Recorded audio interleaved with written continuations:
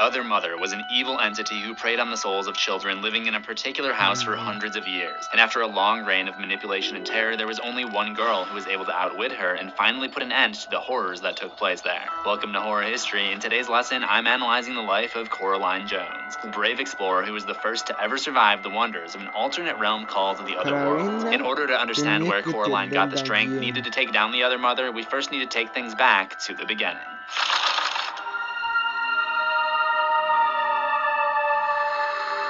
Coraline Jones was born as the only daughter of two loving parents named Mel and Charlie in the movie, but who are not named in the book. Although they do care for Coraline, they're oftentimes very busy with their work. Both of them work from home on computers, and I've never related to two characters so hard before. Coraline's favorite pastime was to go out exploring, but the house that the Joneses lived in was in a bad part of town, where people would throw away their unwanted junk, so her parents forbid her from exploring in that area. Coraline is persistent about it though, and one day her dad agrees to go with her, and they come across a stream at the bottom of a hill. Mr. Jones tells her to run back up the hill as fast as she could, and she obeys, as he stays behind. When she got back to the top of the hill, he runs up after her and picks her up. He would later explain that the air was filled with wasps, and he stayed back to take the stings in order to give her time to escape. He would explain to her that he didn't see the action as bravery. It wasn't brave because he wasn't scared. It was the only thing he could do. But going back to get his glasses, when he knew the wasps were there, that's when he was really scared. That was brave. This scene not only shows how much her father actually cares for her, but it would give her the bravery she needed later in the story. She also learned the value of resilience as a child when her mother first took the training wheels off her bicycle, and she ended up getting scrapes on top of scrapes, but had a sense of achievement when she finally mastered it. Coraline had an otherwise normal childhood. She came to find that she had an intense discomfort around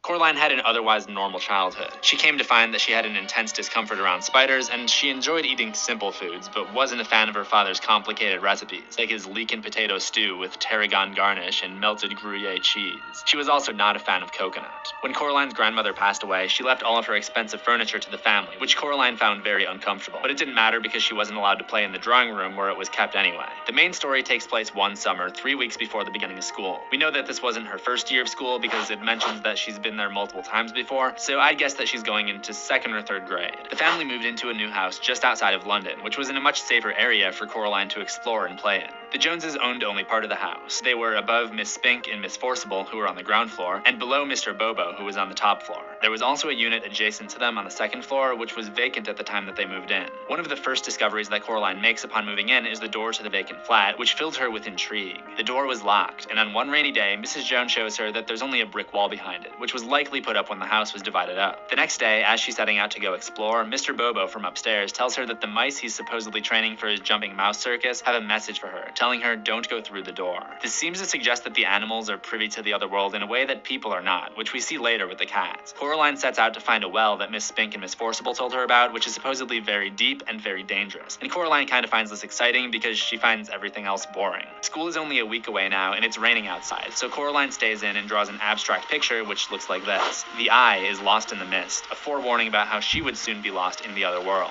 Another warning comes when she visits the old ladies downstairs, and they read her tea leaves to predict that she'll be in danger. With no siblings or friends to play with, she thinks a little danger would be some welcome excitement. Miss Spink suggests, "Never wear green in your dressing room." Coraline has no idea what that means, and I didn't either at first, so let's break it down. Miss Spink's main thing is that she's a retired theater actress, so she's referencing an old theater superstition that performers shouldn't wear green, because it's bad luck, and it was thought that they would not stand out from the background, which consisted of green trees, grass, and bushes. Coraline, however, while shopping for school clothes later in the story, wanted to buy a green pair of gloves to make her stand out from her classmates, and it would ultimately be her alternate way of thinking that got her out of a few scary situations. Miss Spink and Miss Forcible also give her a stone with a hole in it, which they believe might help her in some way. One afternoon, when she's once again terribly bored with her life, her mom goes out to get food for lunch, and Coraline opens the door to the drawing room. But instead of a wall of bricks, there's a hallway. It leads to an almost identical version of her world, but certain things look more sinister. Like the picture of the boy in the drawing room, who's normally just staring at some bubbles, but now looks like he's planning to do something very nasty to them. Let's get this over with so I can go home and play my clarinet! Coraline meets the Other Mother, who is like Coraline's real mother, but has buttons for eyes and has much more interest in paying attention to Coraline.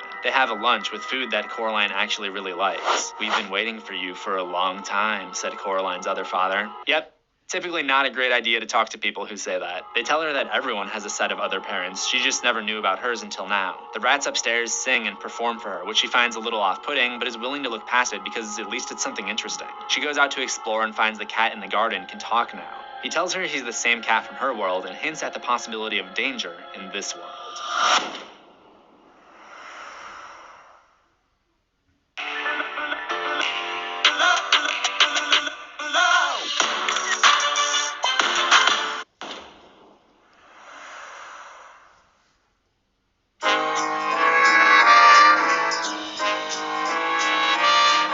The next wonder of the other world that Coraline visits is the location that usually contains Miss Spink and Miss Forcible's flat, which is now a small theater. The audience is filled with talking dogs, and the old ladies perform on unicycles on stage before stepping out of the old lady suits and revealing that they're actually thin young women with black button eyes, perhaps to resemble the ideal versions of Spink and Forcible told about in their stories. Coraline volunteers to take part in the stunt in which this other Miss Forcible throws a knife just above her head to pop a balloon, and she gets a box of chocolates as a reward. After finding out that the theater will continue performing forever, she decides to leave and thinks it's time to be getting back to her own world. Before she goes, she runs into her other parents, who are just waiting for her there. They tell her that if she likes it here, she can stay forever. She just has to sew these buttons over her eyes. She basically nopes right out of there and passes back through the door. When she gets to the other side, the hallway behind her is replaced by the brick wall before she can turn back around. Her mom still hasn't returned when she gets back, so she watches TV as her parents are gone all day. She asks the ladies downstairs about them, but they haven't seen anything, and are about to take off to visit Miss Spink's niece. She goes to the supermarket to get her own meal, which consisted of limeade, cake, and apples. She wrote a story on her dad's computer, but at 3:12 a.m., her parents were still not back, and she cried herself to sleep in their bed. Now, I think this is an important sequence because Coraline's parents are gone, and she has free reign to do whatever she wants all the time, but it isn't as fulfilling as she thought it would be. Just as the other world appears to be this amazing place where everything is catered towards pleasing her, and she finds that it has its drawbacks, the real world is also less fun without limitations. I think we've all experienced this in some form. When you're old enough to buy your own groceries, you don't just buy your favorite food every day, because then it's not special when you do have it. The next day, she's woken up by the cats. Being back in the real world, it doesn't speak, but it leads her to the mirror downstairs, and in the reflection, she sees her parents looking sad and alone.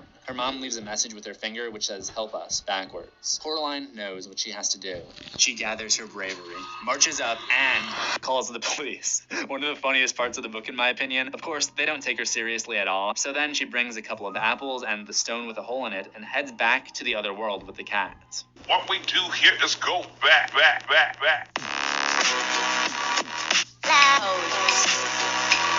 The other mother is waiting for her there and tries to tell her that her parents gave her the slip because they weren't interested in having her anymore. She has one of her rats steal the key to the gateway door, thus trapping Coraline inside. Her other parents go to bed, and the cat suggests that the other mother loves games, and maybe if Coraline challenges her, she can win her parents' freedom back. Coraline is terrified to sleep in the other world, so she barricades her room using the toy box before she goes to sleep. When she goes downstairs the next day, things are getting even more weird than they were before. She goes to her other father's study and finds him just standing there, kind of pretending to work, but not actually getting anything done. She realizes that the house is mostly the same as her house, but there are a few small differences, like the snow globe on the drawing room mantle, which is usually empty. She also realizes that this other reality is really just the house and the property that immediately surrounds it. She figures out that the place was created by the other mother to catch her like a spider in a web, and that she hasn't bothered to create anything beyond what you could see from the house. Then she notices that the trees further back in the distance look worse and worse, and it gets more and more misty, and she eventually walks all the way around and back to the house as if it were one large sphere. This entire description reminds me of one thing: a video game. The other mother created this world to entice Coraline and get her to want to stay forever, just as a video game developer creates a fun world for the player. If you break outside the boundaries of where you're supposed to be, the developers put less effort. The trees look very pixelated because you're not supposed to see this part up close. You're supposed to stay immersed in the game. That's what video game devs want, and that's what the other mother wants as well. I think there's a video game metaphor in Coraline. It's very similar to the favorite food analogy I mentioned earlier. Playing a video game can be fun, but you don't want to just spend all your time there and lose touch with the real world. When Coraline gets back, the other mother locks her behind the mirror for having poor manners, and it is there where she meets the ghosts of the other kids whose souls were stolen by the other mother, one of whom refers to her as the Beldam. They tell her that the Beldam will take her life, joy, heart, and soul and leave her hollow. And yes, I'm aware that my logo resembles the hollow mask from Bleach. You can stop commenting that every day. The next day, the other mother brings her back through the mirror into the kitchen, and Coraline challenges her to a bet. If she can find the souls of the ghost children and her parents, then the other mother must let her go. Other mother accepts, swearing her right hand on it, but Coraline has no idea idea how she's actually going to find these things until she sees her reflection in the mirror, where the Adder Stone, given to her by the old women downstairs, is a glowing green coal. This gives her the idea to look through it. Okay. Yeah. Here we go. Oh my God. What? And that is when little Coraline decided, you know what, I'm out. No, but she did find an ember-colored marble that emitted the voice of the Ghost Boy and collected it. Which, by the way, is another video game comparison. I can't tell you how many video games force you to collect 3 spiritual stones or 101 power cells or whatever these things are. All I need to do is jump across this. No! You've gotta be kidding me! So she gets the marble, and with each one she gets, the world around her kind of starts falling apart. The next place she looks is in the theater, where the book describes some of the most horrific creatures ever created.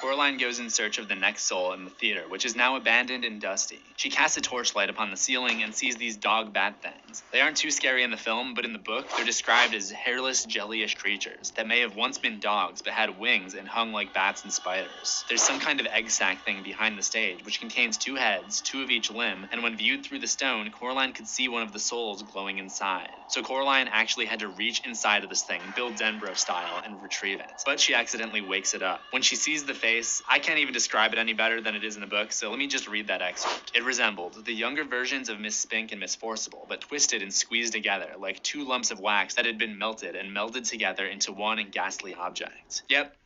That's pretty messed up. One of the hands grabs out at her and starts yelling at her, calling her a thief. As much as I love the movie, I'd kind of like to see the David Cronenberg version of this, mostly just so I can see his interpretation of this scene. When she gets back out, the world is starting to contort and lose its form. She tells the other mother that she's found 2 of the 3 souls, and other mother tosses her a key to the other 2nd floor flat. Remember, this is the equivalent of the vacant flat from Coraline's world. It's her curiosity about that area that got her into the soul mess, and it would get her into more trouble again here.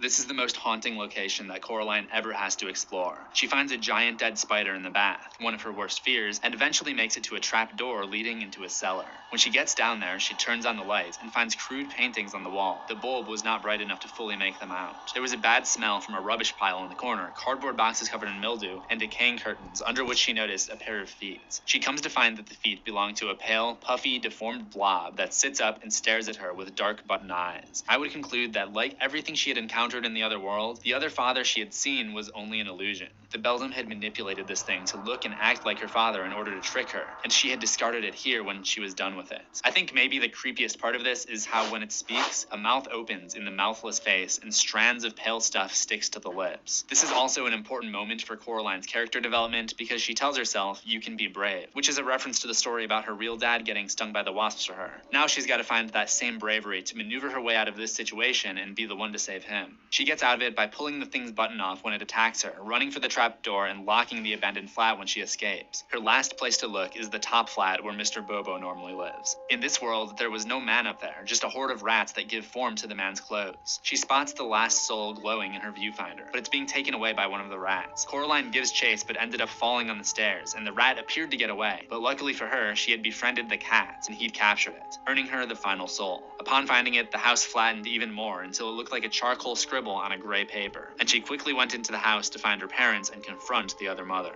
The ghost children speak to her through the marbles, telling her that the beldam won't hold true to her word even if Coraline wins, so she comes up with a cunning plan to outsmart her. After spending pretty much the entire adventure thinking about it, Coraline realizes where her parents are hidden. In the snow globe on the mantle, the one major difference between the 2 worlds. She tells the other mother she thinks that they're in the passageway between the worlds, thus getting her to open it and prove her wrong. Coraline grabs the snow globe while her back is turned and throws the cat and is able to escape back to her world, bringing her mom and dad with her and freeing the souls of the children. When she gets back home, she appreciates her world for what it is, and we know that she's completed her character transformation when she falls asleep on the uncomfortable armchair in the drawing room. Her father makes pineapple pizza for dinner, which is kind of a compromise for her. She eats the pizza but leaves the pineapple chunks. Pineapple chunks are the only good part. That That night, she dreamt of a picnic under an old oak tree where she played with the children whose souls had been rescued. It was a sweet moment because she finally has friends to play with in a way. But then she sees a shadow across their faces, and they tell her that there's more that she has to do. The other mother had sworn by her right hand to let her go if she won the game. So now the hand was scuttling around the world like a spider, trying to steal back the key. The next day, Coraline visits Miss Spink and Miss Forcible again, and they tell her almost everything is well, but they do see an ominous hand in her future. Coraline comes up with one final plan to try to do away with the other mother once and for all. She sneaks back to the spot that she had initially set out exploring for when they first moved into the house, the old well, making sure that she's not followed. She removes the planks from the top and sets up a mock tea party, using the teacups to weigh down the picnic blanket and hide the fact that the well was open. Then she goes back to the house, dangling the key around her hand for all to see, and loudly says where she'll be playing. And this prompts the hand to go after her and try to steal back the key. She places it in the center of the picnic blanket, and the hand goes crashing down into the depths of the well when it weighs down the blanket. She replaces the planks, forever trapping the hand at the bottom of the well. That night, as the summer ends, she hears what she thinks is the Mouse Circus, getting ready for a performance upstairs.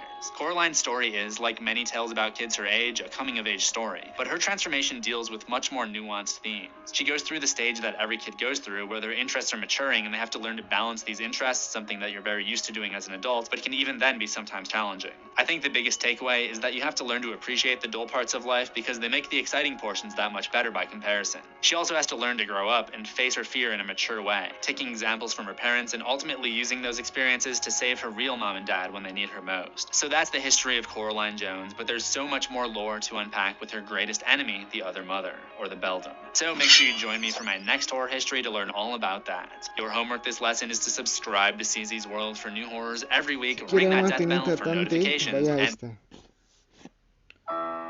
Musk Noir Rose, the new fragrance for her, Narciso Rodriguez.